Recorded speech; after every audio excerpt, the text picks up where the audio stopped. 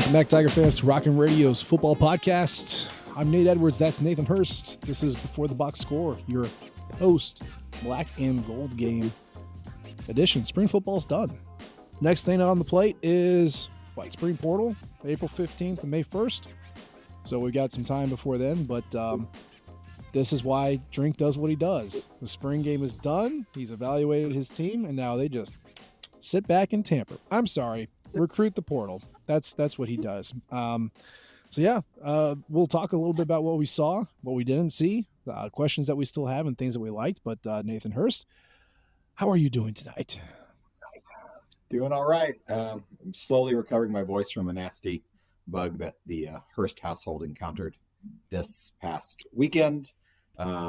So feeling much better than my voice sounds. So I'll apologize for that ahead of time, but we're fighting through it. It's my flu game, if you will. But we'll get through it. I remember in my early podcasting days, I once did a show while still high on pain meds from a surgery. And I don't know why I decided to do that, but I did, and it was a terrible show. Very funny to listen to, but not good content. Or maybe the best content. It depends on how you view that. But flu game is good. Also, from one parent to another, kids are gross. So wash your hands. Always wash your hands. I got mine because my 3-year-old threw up on me 5 or 6 times in a row about Wednesday night. So beautiful. Yeah, it happens. Hold that over him for the rest of his life. That's what I plan to do with mine anyway. Mercilessly. Anyway, speaking of throwing up, 3-year-olds throwing up on you, let's talk Missouri football. The black and gold game is over. And as predicted, we learned nothing. But that's by design, right? They're not going to show the public anything. In fact, they're so committed to not showing the public anything that they did a draft of the team. And so starters were all mixed up with backups and walk-ons. There wasn't a unit on the field that was playing with the guys that they're going to play with. It was just out there having fun. And then to add on top of all these shenanigans, they played at thud tempo, which beyond being a tremendous album name, it really just means that they blow the play dead before you get hit, which all about. But the questions that I had, some of the questions we had, Nathan Hurst, offensive line, defensive line, running backs. Well, you're not going to figure out anything in the public about that because they're not really going to hit. So what was a big takeaway from watching the black and gold game on your TV? That it's good to see the black and gold on the football field running around. That's the main thing. So I did attend in person, at least for the first half. Lasted as long as a 5-year-old decided to last, but that made the first half. One thing that I did notice in person is we've got some big dudes on the lines, and we always have pretty big dudes, but a couple of the newcomers that we had coming in, you can read on the page that Chris McClellan is 6'3", 320 pounds, and you can kind of know in your head that's a big guy. But then you see him on the field next to other big guys and go, no, this is a really big guy. The poor man's shirt didn't even fit on his body. So I think that's a sign that you're a pretty big dude. Yeah. While we know that, we're hoping he fills a production hole that we have in the defensive line, that's still to be determined. But I know he's going to fit the size hole that we have up right up the middle, because that is a really big dude. And there's Sterling Webb is a very wide dude. I was surprised in person to see how wide, not as tall as McClellan is, but very wide, can fill a gap pretty well as well. So we have some big dudes. That's by far the most I could actually see with my eyes and know that what that means. Yeah, for sure. One thing I found was interesting, speaking of big dudes, one dude that was really big that surprised me was Kai Montgomery. He came in as an edge. We never really saw him play on the field to play an edge, and because he's been hurt for the last 3 years off and on pretty much. And he shows up here at the black and gold game, and he is a defensive tackle lining up next to Chris McClellan, and not just a tackle, but a really big defensive tackle. Not as big as McClellan, but I think they have him listed at 287, and there's no way he's that small. He's bigger than that.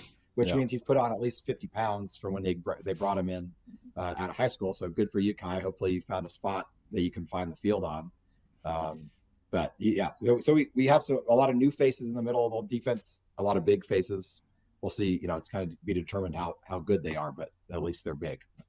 This is the heaviest defensive line in the Eli Drinkwitz era. Now, part of that is because they fielded guys like Jaden Jernigan, who is kind of like an Aaron Donald type, kind of lighter, quicker. I know he was listed at 279. He said he'd played at like 280, 285, 289, somewhere in there. But still, given that you play in the SEC in 2024, that's considered light, which is crazy. But inflation hits everything, baby, including the size of college football players. And even Rallis George, 6'1", 6 foot, really. I stood next to him. I'm not even sure he was 6 foot even. And like big, heavy dude, big, strong dude, but like kind of short and squat. And so yeah, when you went up against, kind of your FCS teams like in South Dakota or your G5 teams in Middle Tennessee, your defensive line was, good size, didn't really dwarf the competition like you would expect them to. This defensive line is going to do that because Chris McClellan is made out of he's 50% ass at this point, I think, and it's all motor, baby, all motor. And yeah, Sterling Webb also very big, and of course Christian Williams. He was one of the few defensive tackles that's over 300. Now you add Kai Montgomery to that mix. It's big dudes. That's what you want. Like you said, eating space and eating up snaps too. So they looked the part, which is always a nice, doesn't get you anything, but it looks cool coming off the bus. Just watching it kind of from a distance, I really wanted to see the running backs do stuff. And this was basically just a 7-on-7, which is fine. But I thought it was interesting how Marcus Carroll, who was the transfer from Georgia State, almost looks like Cody Schrader, like in how he runs and how he moves. He's got his little arms pumping, like kind of the way that he hits the hole and moves in the open. Like he looks like a Cody Schrader clone, which we all want another Cody Schrader, and that's fine. But it seemed like Nate Knowles going to be your number one guy. Obviously, things can change as we go through the summer, as we get into the fall, and both will probably have their number called as we go through this. But just initial thoughts on the running back replacing Cody Schrader. What are your thoughts? Yeah, it's going to be. It was hard to see anything, as you mentioned. Anytime they couldn't run play, I mean, they did call a few running plays, but the first time you get hit, the play's dead, and so that's going to happen at the line of scrimmage no matter what. Poor Gold team tried to run it in from the 1 yard line and did successfully run in for a touchdown, and only to have Drinkwitz call it back on him. The refs were going to give it to him and everything, but he refused. So he was kind of a hater of fun. It was not a conducive layout and format to see anything about the running backs. I mean, even because they just ran so little. We did see Noel a couple times on the edge, and he would kind of get the edge and get 3 or 4 yards if they really tried to tackle him. How many yards would he have gotten? I don't know. Would he have broken a tackle and kept going? I don't know. And they both, I mean, they just got so few carries, and they were on opposite teams with mixed match offensive lines where you had 2 starters and 3 third stringers, and it's just impossible, really impossible to tell. I was hoping that was one of the things I was very interested to see, just how they would rotate those guys in, and it ended up being completely moot. Yeah. Logan Reichert, also a big dude. You can tell, the 66, he's just that's a mound of flesh, just moving dudes. It was incredible. Yeah, the other fun thing was just the trick plays. I think we had 2 wide receiver passes. That's fun. Apparently they were going to call a third, and Kirby Moore said, "No, we're good." Which it doesn't mean anything in the spring. You put it out there to get in people's heads, but it's fun, and you got to celebrate because you threw a touchdown pass and you're a wide receiver. So that was kind of cool. And the one guy who did catch a touchdown pass was Josh Manning, which you think about, you get your entire receiving core back, and context about how the black and gold game was set up, all that aside, the one receiver to catch a touchdown pass, local blue chipper Josh Manning, who was mostly a special teamer and a guy who just kind of motioned across the line when he saw he was on the field. So, hey, you know what? I guess it's great that the young guys can score and make big plays because we already know what we got, and that's all leaving next year. So, it was good to see the youth get out there and make some plays. Yeah, the two. I mean, there are two receivers that's popped out, and neither of those guys are going to be on the. They might barely crack the 2D, but Josh Manning had a great game. Has size, has length, and go up and went up and grabbed that jump ball for the touchdown. Daniel Blood looked really good too. I think he actually ended up being the offensive player of the game that the coaching staff determined. I mean, he was catching stuff on drag routes, on crossers. He was all over the place. I think it helped that he and Manning both had Cook throwing to him. Makes a difference. The guys higher up on the depth chart, didn't have that luxury and didn't play as many snaps as those two guys did. But they both look good. I mean, that means that if they both can look that good in the fall, that means you have 6 to 7 wide receivers that I think legitimately play on just about any SEC team. Yeah.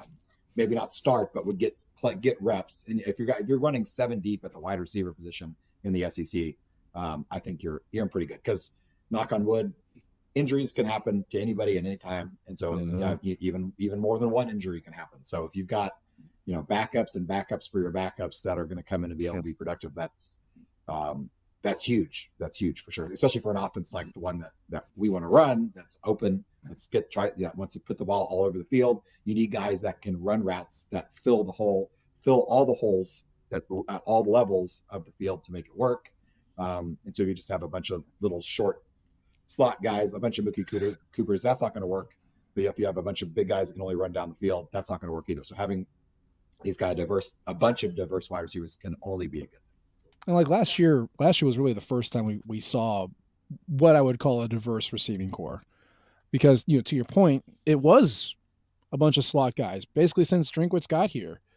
Barrett Bannister, Mookie Cooper, there wasn't any standout guys. Like you had a Towski Dove who was mostly a blocker. You had a Kiki Chisholm who was big, just couldn't get targets. Like they wanted a guy who could go deep. They wanted a guy who could take the top off with some speed, and they wanted possession guys in the slot to feast. But like it was just all slot guys. That's all they could get, and it took a while to get there. But they hired Jacob Peeler as a wide receivers coach, and really not only receiving recruiting, but recruiting took off.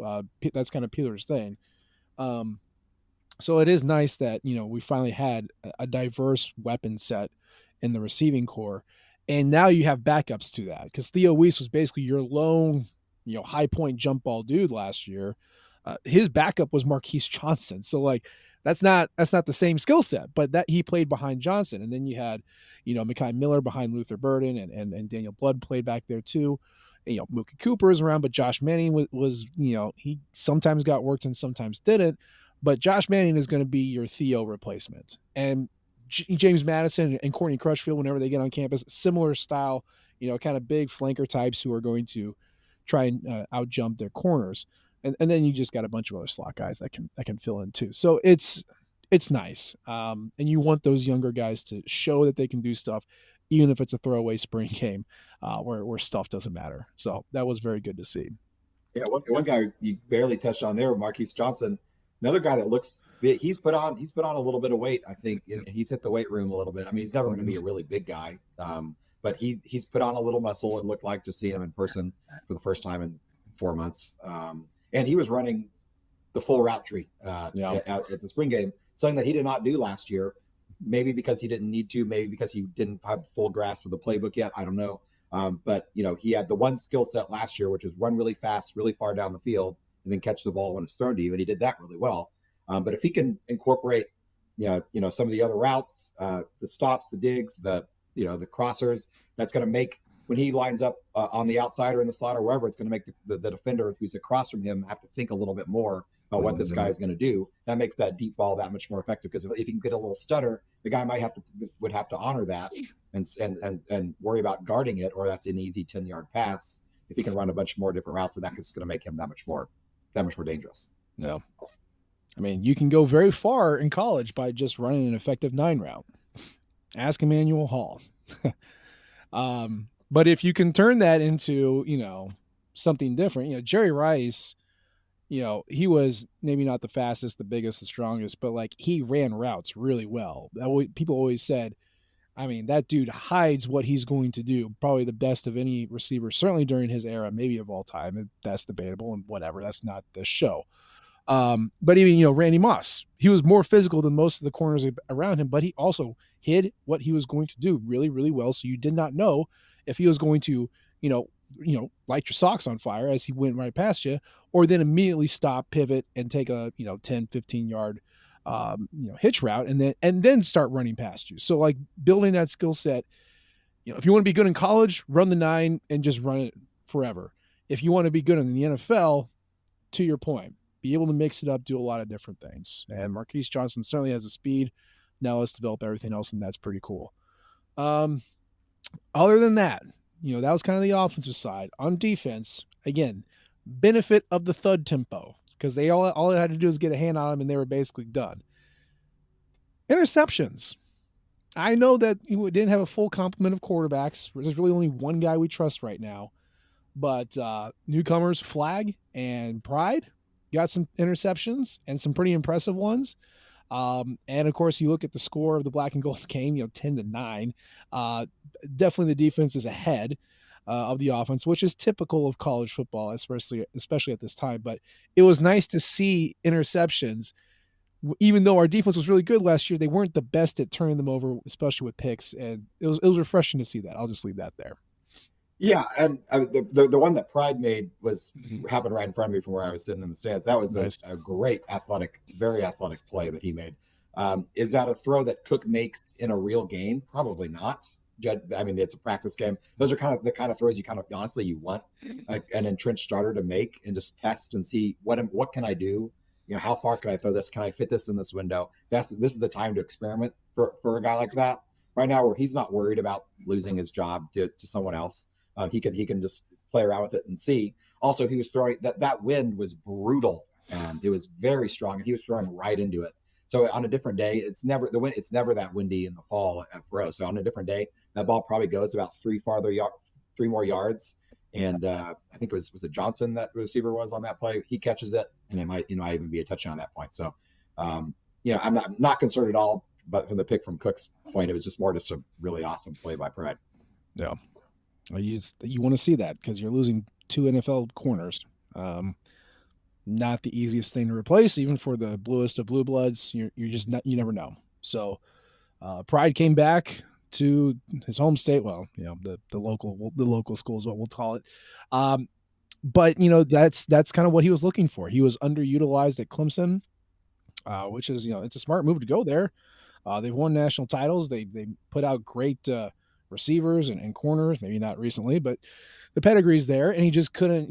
They stopped trusting him, and now he's here and he's filling in a spot that we needed, right across from Dre Norwood. So, I'm not going to pencil in and say, hey, no longer need to worry about corners, and then just file that away. But it's nice to see. It's nice to see, and it sounds like kind of he's been making those types of plays throughout the spring, not just in the black and gold game. Um, so God, man, I don't even know what we're going to do with a corner who can intercept the ball. Like I've seen him pick, swat him away for the past 3 years, but picks would be nice. But yeah, I mean, the secondary seemed comfortable. Dalen Carnell, Joseph Charleston seemed to be kind of the vocal leaders in that group, even if it is spring.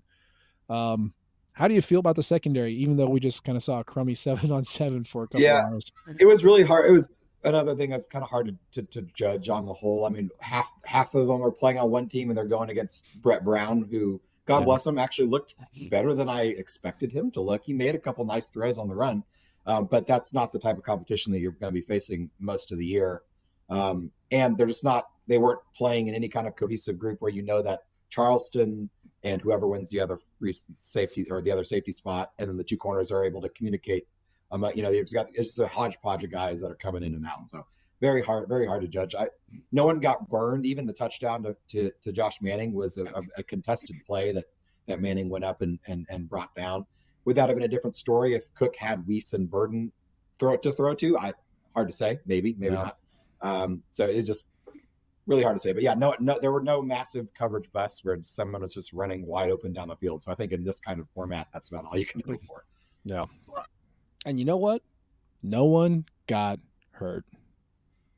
Which, if you're going to get hurt spring, it's fine. Not the best, but it's fine. But that's why you play the thud tempo. That's why you play it not to bring the guy down. No one got rolled up on. No one tripped over their own feet. No one got, shook up or anything like that. So mission accomplished there. So it's done, right? The spring practices are done. The players now go back to pretending to be students for the rest of the semester, and they'll get back to it in the summer. But right now, as teams are going through spring practice,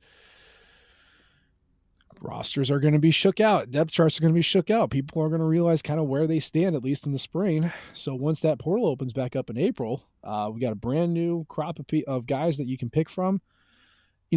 Heading into this, Hurst, I don't feel like Mizzou's in a gotta get something situation, especially now that we have our quarterback and Drew Pine, or Drew Poon as it still is typed in my phone. I don't know why that won't fit, but whatever. So now that we got our quarterback, there's really not a pressing need. But just based off of camp reports and what you saw, is there any position where you're like, you know what, it'd be nice to have another transfer addition here? Yeah, and I think there's two spots that would be really nice. First one would be linebacker, just because of how I'm not that I'm worried about these guys we have that are on the top line starter wise, but once you get below Hicks and below Newsome, below Flagg, those three guys, there's a whole lot of unknown under there. Yeah. Now Brayshawn Littlejohn did play quite a bit on Saturday. Looked like he was doing okay. That was like the format where you see the least out of linebackers because they don't really have to do anything. But so if the coaches feel comfortable that Littlejohn is ready to see the field and get some snaps, or take over, God forbid, if someone goes down, then maybe we don't. But that's a spot that I think we could use it. If not a starter, some depth, someone that has that has seen the field, and you're not freaking out and keeping you up at night if you know that he's going to have to play 50 snaps on Saturday, because he's just not going to get blown off the ball or toasted one way or the other. So that'd be number one for me. The other one would be defensive tackle, just because you're losing so much production there. Yeah. You can always find snaps for defensive tackle, meaning you can always rotate your guys in. If you have 5 guys that are worth getting on the field, you can easily get 5 guys on the field and get enough playing time so they all feel like they're contributing and they're on the field. But with losing the 3 guys that we lost, all of that production, we brought in a couple guys that are gonna play for sure, but you can always use more just depth, just building the depth on the offensive or on the defensive line. And I mean, as a Freudian slip, offensive line too, you'll never turn away an offensive line transfer who you think can play. Never turn one away. So if one comes out of the woodwork, like, ooh, I'll take you. Take as many, because you can never have too many offensive linemen or defensive. I mean, it's just the trenches. You have to have them on there if you want to, because we are not going to be, God forbid, speaking of the universe, we are not going to be as healthy next year as we were last year on the trenches. It's just there's no way. They can happen. So any chance that you can snag a backup center, a swing tackle that could go play on either side if someone turns an ankle, just some extra piece that maybe is flexible that could play out a couple different positions, that would be pretty key. Yeah. To your point, I mean, I'm writing these position postmortems at the end of each season, and I always go back and read like what I wrote about at this time last year. And when I did the offensive line one, in 2022, Missouri played 5 different offensive linemen. Or let me rephrase. They played 10 different offensive linemen who had over 100 snaps. Let me phrase it that way. Okay. Now, the snaps taken by the offensive line in 2022 were almost the exact same total as they took in 2023, except they only played 6. And really, the 6th was Marcellus Johnson, who had like 55, 58 snaps on the year. Got very lucky. And those snaps were like as a 6th offensive lineman. Yep. I mean, he wasn't replacing somebody. Like it was like spelling one of the tackles or coming in on a heavy package. It's just boy, we just played 5 dudes. And you want to know one of the reasons why the offense got better? You played 5 dudes instead of 10. That's just kind of part of it. So, there's no way that's going to happen again.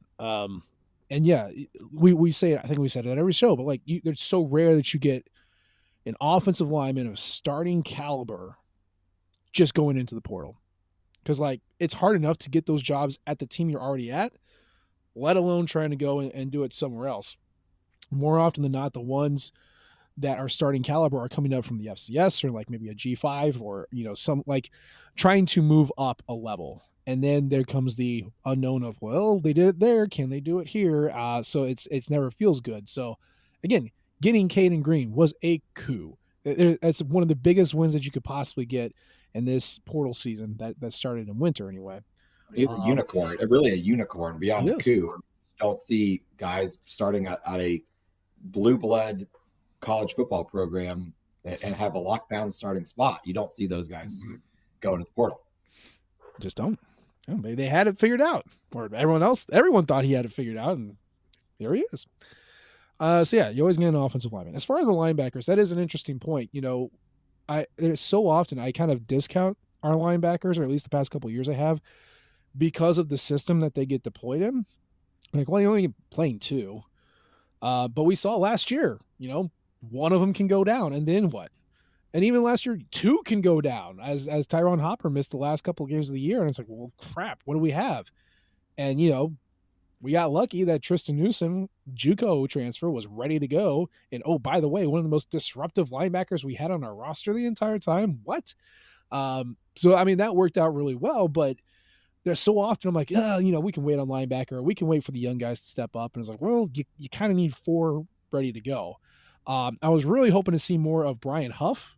He of one of the two linebacking prospects has come in that was very well regarded from the recruiting services. I don't recall seeing him do anything. Did you? I remember seeing him make one or two plays. I mean, it was on, but they're filling a gap and touching a guy, and then the play is over. Yeah. So there's not much you're going to see at all. I did see him on the field, but it's not like he was sacking the quarterback or picking off passes, which is the only time you're actually going to notice anybody. Yeah, and you're not sending him on a blitz, but like I just wanted to see how he moved. And I don't recall seeing, like, remembering him do anything substantial, which is not a knock on him. But like Nick Rodriguez is the second. He's a blue chipper. He's coming in, and he hits campus this fall, August, whatever. So it's like, can you count on him to like not only be 18, 19 years old and a month with the book, and then, oh, by the way, jump in there and be the fourth guy? I don't know. You really don't. You don't see true freshmen. You don't play a line in the linebacker spot. There are some spots that they can come in and make a difference. Wide receiver is one of them. And, sometimes maybe secondary safety, perhaps, if there's not a lot of playbook to know to say be deeper than the deepest man kind of thing. But linebackers got so much to learn beyond the physical aspects of the game that it's very, very difficult for those guys. Yeah, it really is. Just scraping blocks, being physical, like that's tough to do if you're not built like a 21-year-old. So it's rare. I mean, you get a Harold Perkins, who's a 5-star phenom, and they just unleashed him like a torpedo, and then stopped doing that. But that's a different story. But like that's really the one way that you can get a freshman linebacker on there, is just do the one thing, kind of like Marvin Burks and Philip Roche last year. Just blitz, baby. If they were the safeties on the field, they weren't in covers. They were just going at the line, and it's like, all right, here we go. So it's tough. It's tough to do that. So I'm not banking on either Huff or Rodriguez to just step in and be the third or fourth guy. So you got three. Was Will Norris a career special teamer step up? Like, Brayshawn Littlejohn, like you talked about in his second year, can he stand up? I don't know. And I don't think we're going to know until the season. So I would agree. It'd be nice to have a proven linebacker, but we'll see what's out there. Defensive line too. How did you feel about the defensive ends? And like, I don't know which one was playing Joker because it was really hard to tell, but based off of what you saw, Zion Young, Joe Moore, Johnny Walker, like, how did you feel about our edge performance?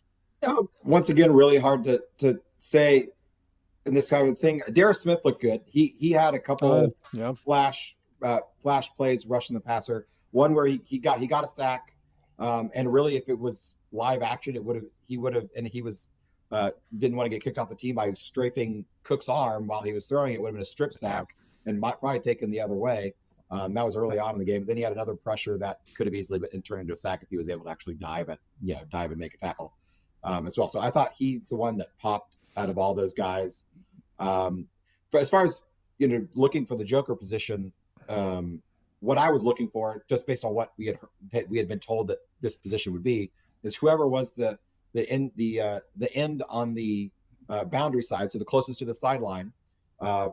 Typically, when the ball's lined up on the hash marks closest to the sideline, and that really turned out to be, and they really truly were rotating based on where the ball was. So, Darius Smith and Johnny Walker would kind of rotated in on that position, and then whoever I can't remember who they had played on the other end for the gold team, but it was Smith and Walker, depending on who was on the field for the gold team. We're playing that, and then I'm going to horribly mispronounce his name, but he's a redshirt freshman, Sirigne Tunkrura.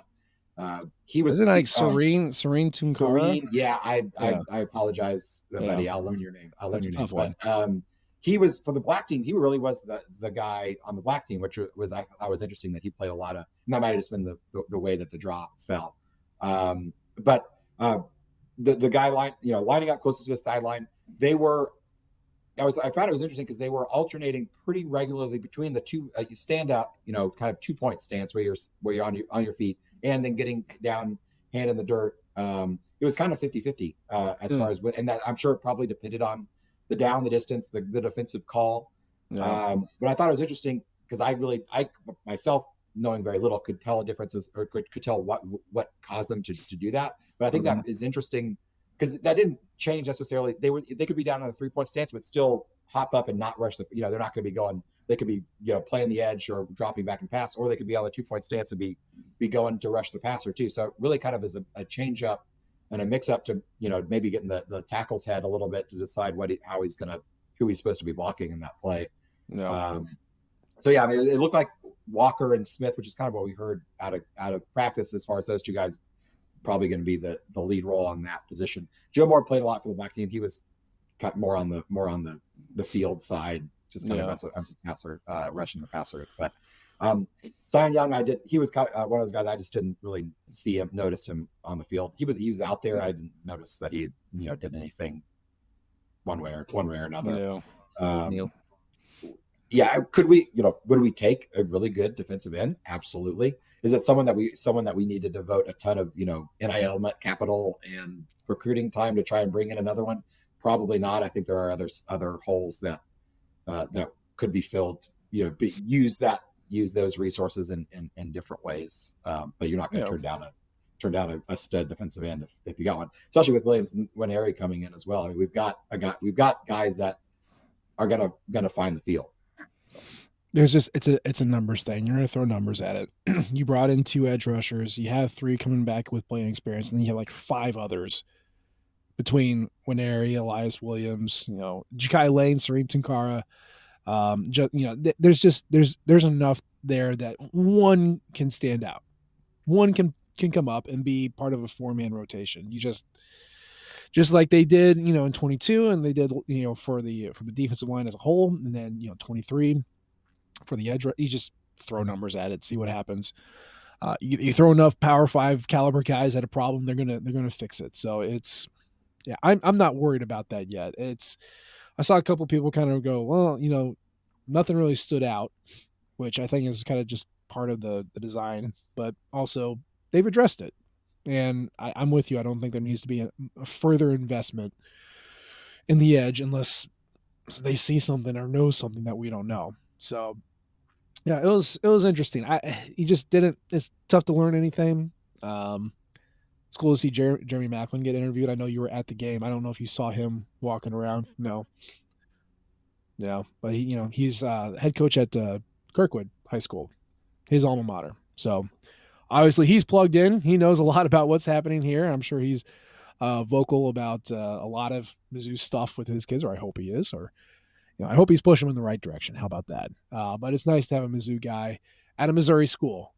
There's a lot of coaches who can grow pretty decent coaching trees from their players, and Gary Pinkel, I think, is one that's got several former players who are standout coaches, which is pretty cool. So, yeah, I mean, really, it's just That's it. It's spring, and Missouri went first, so it's tough to kind of tell, how to really gauge the landscape until everything is done and that portal opens. But we did it. We got through another spring black and gold game.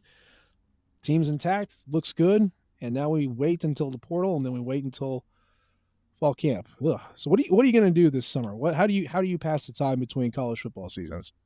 Well, we talked about the video game already. That's coming Yeah. out in July. So now it's you've cut that down from March till July. So between there, I've got my I have gotten in recent years really into really trash reality TV shows in the summer. So mark me up for Big Brother every summer. I tend to get into that every June or July whenever they start, and that kind of gets me at least until football season. But that's about it. All right, yeah. Chasing young children and Big Brother, and then when I get the video game, neglecting my family for entirely too long, and I'm playing that. Yeah. Sounds wonderful. I will also be chasing small children around the zoo and the aquarium and various parks, and that's cool by me. Because during Saturdays during the fall, Dad disappears and starts yelling at his TV. So it's quality family time. We're gonna do that. I start getting back into documentaries personally. It can be about anything. I'll always watch a good documentary. I have started getting into these. I don't know if you saw these, but like Netflix has these like drama documentaries where like they go over like a historical time period, like the last Russian czars, or the siege of Constantinople. And they will they'll have historians on to talk about like what was happening, what they were doing, but they have like these dramatic reenactments with quality reenactors, like actual actors with actual production value. So like they tell a story like a movie, and then they intersplice it with like the actual historical facts and modern historians. And I'm just a freaking sucker for that stuff, man. Like I will watch that all the time, and especially since I don't watch it during the fall. So History Channel with a budget is really what you're saying. There you go. Yeah, without the aliens, right? It's better. It's better. And they dropped first season of Alexander the Great, so I'm gonna watch that. But yeah, that's kind of how I do it. Just watch kids and learn about history. So interesting am I. Please tell us what you do. Tell us how you pass the time. Maybe we can get some fresh ideas. But you know what? That's going to be the show for today. And it's a short one, but you can deal with it because spring is over and I'm excited to step away for a little bit. So it's going to be all good. But that's the show. Like I said, as always, we appreciate the downloads and the subscriptions. You can leave a comment or you can rate us because we want feedback from all you guys. You follow us on Twitter. I'm at Nietzsche Edwards, like it says right there. He's at Burst Hurst, like it says right there. And of course, you can follow the Rockin' Flagship at Rockin' Nation and our podcasting outlet at Rockin' Radio. We appreciate you tuning in this time. We'll try to do better next time. And until then, MIZ. ZOU. Thank you, everyone, for tuning into Rock M Radio, a proud partner of Fans First Sports Network. If you enjoyed this episode and would like to see more just like it beamed directly into your personal device, just click the subscribe button below. And you can find this podcast through the Apple Podcast app or for iPhone, the Google Podcast app for Android, or whatever app you use to listen to your podcast. We are also available on Spotify. Just search for Rock M Radio.